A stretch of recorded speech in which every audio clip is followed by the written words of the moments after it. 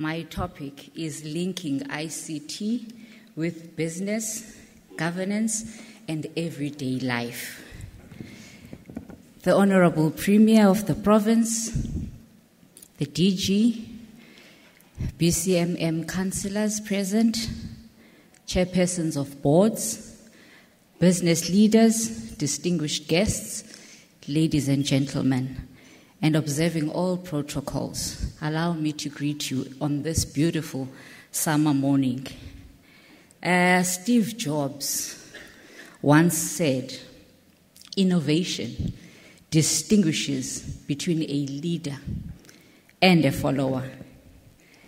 And he further says, it's easy to jump onto the bandwagon and do whatever else everybody else is doing. But it is true leaders that think outside the box and they come up with ideas that set up new standards for business as usual. Program Director, allow me to make a disclaimer. I know nothing about ICT. I have a basic understanding.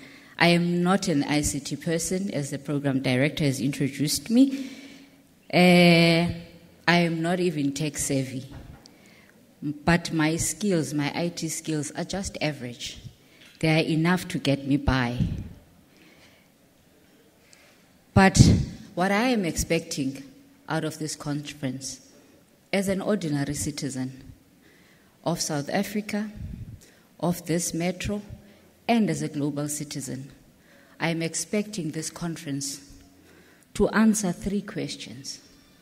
3 basic questions I need to be answered at the end of these 2 days is, how does ICT affect and improve business efficiency and effectiveness?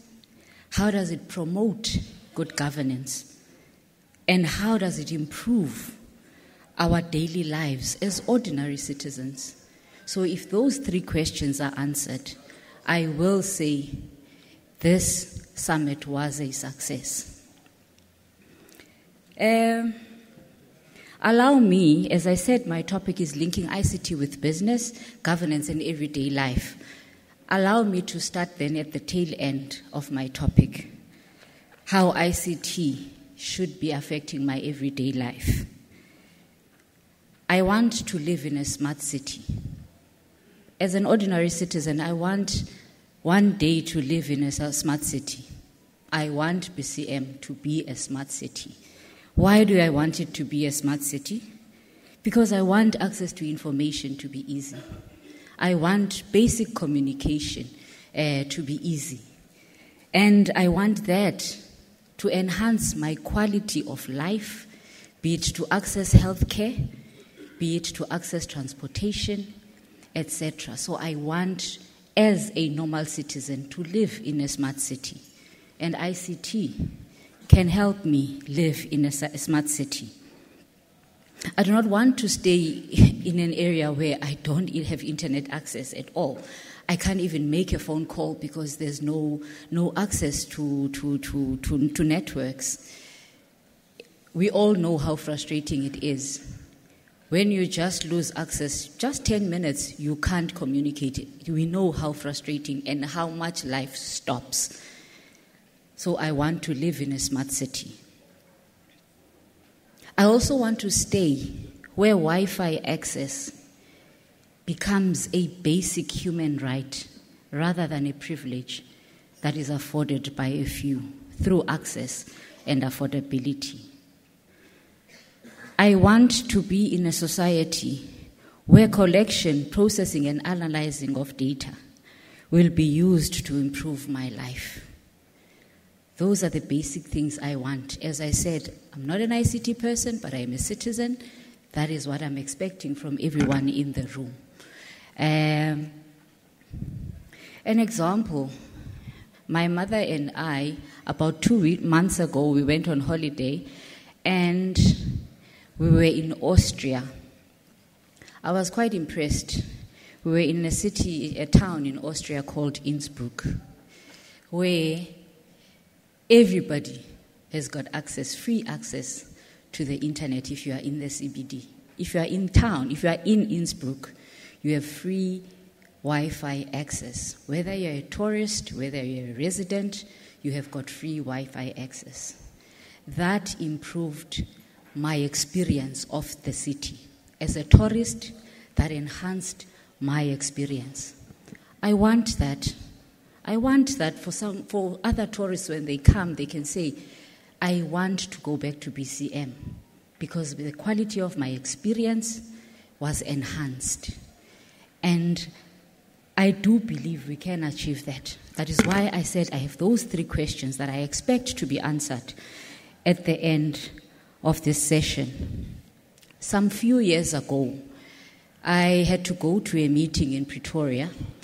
I was not feeling very well, but because I didn't want to pull out at the 11th hour, I decided, let me go to this meeting. But little did I know I was going to get worse off when I was there. So I went into a medical center, and that is where I appreciated, as a layperson in ICT, that is where I appreciated what you people here do. Because as sick as I was, got to the medical center, all they asked me is, are you on medical aid? I said, yes. They said, which one? I said, Discovery. They said, good. They took my medical aid card. I didn't fill in any forms. No forms whatsoever. Gave them my medical aid card. They punched a few details, and they had my whole medical profile. So as sick as I was, I didn't have to now try and remember how many operations I've had, what are my allergies, etc. I didn't have to do that. The quality of the service that I got there was so high because the doctors didn't have to worry about trying to find out about my history because my history was there. It was digitized. So those are the questions that I want to be answered. And as a normal citizen, that is what I am expecting ICT to do for me. So we definitely can benefit and enhance service delivery through digitization. Now, in my other cap as a business person, what do I expect from ICT? For me, ICT must make business transacting and delivery of goods or services to be efficient, to be effective, and we need to promptly respond to the ever-changing customer needs. And also ICT must enable digitization of business processes and to ensure quicker turnaround times. Also, ICT must enable easy and meaningful reporting and exception reporting. It must also enable me to analyze things such as trends, inefficiencies, consumption, etc., to allow me to do proper planning, to allow me to monitor and evaluate performance. Also, which I think is most important, it should allow and ensure the safety and integrity of stored data or information, and its easy retrieval, and also the safety of its transmission. An unfortunate incident I had where indeed I appreciated digitization of business processes. 2 municipalities, one in the Western Cape, one in the province Great Kai. Similar incidents. One in the Western Cape, I had business plans, I had building plans to submit. I actually went myself. I didn't even send anyone. I didn't send the architect. I went myself. I submitted the plans. What happened is I got there. Within a few minutes, I was being assisted. They took my documents, captured my documents quickly. Within a few minutes, they gave me a system-generated reference number and the amount I needed to pay for my plans to be approved. And from there, they said, within 10 days, you should get your plans approved. And I said, fine, well, I'll check up on you if I don't get my plans. I said, no, feel free. Call in anytime, quote the reference number. We will tell you exactly the status of your building plans. I went down, it was on the second floor. I took the lift, went to the cashiers, paid over the amount I was supposed to pay over. I left. After about 3-4 days, I called, what's the status of my plans? They said, give me the reference number. They punched it in the system. They said, okay, ma'am, this is where your plans are. They spent so much for this day. They were with this department. This is the person that was looking at your plans. They spent so much time. They've moved now to another department. They are now with fire. And we are expecting that they must move from fire to another department within this time. Lo and behold, in 8 days, day number 8, I received notification my building plans were approved. Their business processes are digitized. It allows for one to be able to check where the blockages are. We have a problem of payments that take forever, because you don't know how long they took in so-and-so's desk, because things are not digitized. So digitization improves the quality of service. Quickly, in the interest of time, a contrast. I said to municipalities, another one in Great Kai, same. I submit that I go to Klinza, because that's where you submit. Go to Klinza to submit my plans, there's nobody there. You ask around, but where are people? Nobody's there. A wasted trip. I go back on another day. Fortunately, I find the person there, submit my plans. There is no proof whatsoever that I've submitted my plans, because I'm not given even anything to sign as acknowledgement of receipt of my plans. And by faith, I left my plans and I left. And then I said, before I left, I said, so how much am I going to pay? No, Sissy, we will still work it out. You can go, we will tell you. I left. I kept on calling. The phone was just ringing and ringing and ringing. I had to drive back to Klinza.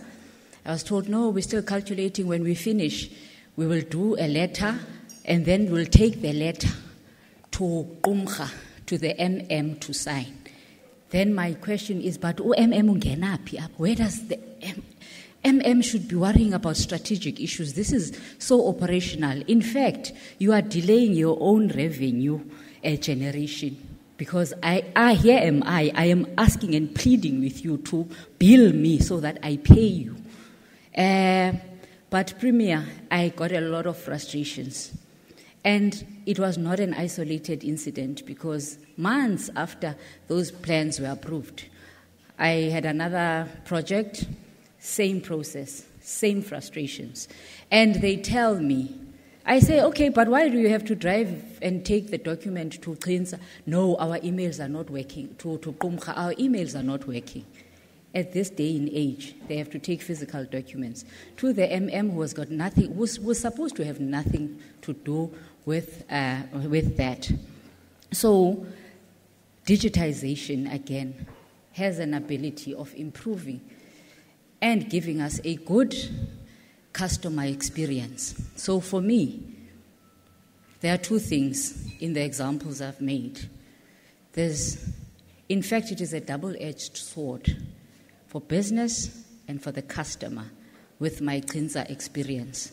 As a customer, the service I received was regrettable. The service I received in that Western Cape municipality, it was, I wouldn't mind going back again, because I know exactly when I will get my plans approved. And then also as a business, as I said, revenue generation is delayed. And also it leads to all sorts of processes, because now with all these papers moving around between Klinza and Qumcha, documents get lost on the way, then AG asks you for documents, then you can't produce them. So it breeds a lot of problems. Digitization solves a lot of those problems. And now, linking ICT with governance. ICT should enhance enterprise governance. Enterprise governance is about leadership. It's about setting a vision, giving strategic direction, and from those developing objectives. And we all know the story. You must have an organizational structure. There must be roles, responsibilities assigned, etc. Then you develop business processes. That's where you are critical. That's where you come in. You should help enhance the business processes to improve the customer experience, to ensure businesses transact. They transact efficiently and effectively. And then in terms of good governance, as I had said, in a close to perfect world, it should not be that it is the Auditor General that comes and tells us that we did not achieve our predetermined objectives. It should not be that it is the Auditor General that comes and tells us we've got a weak control environment. It should not be the AG that tells us that we are not complying with laws and regulations. Because if our business processes are digitized, we are able to prevent, we are able to detect any weaknesses and effect remedial action.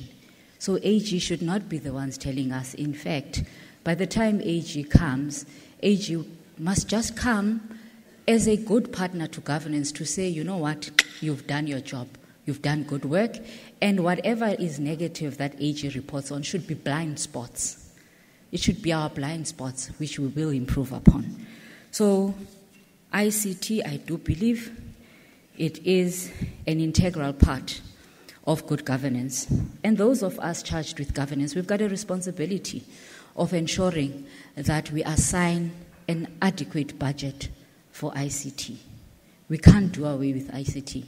In fact, it has become like breathing. But we, as we assign that budget, we still have a responsibility of making sure that we do our own due diligence.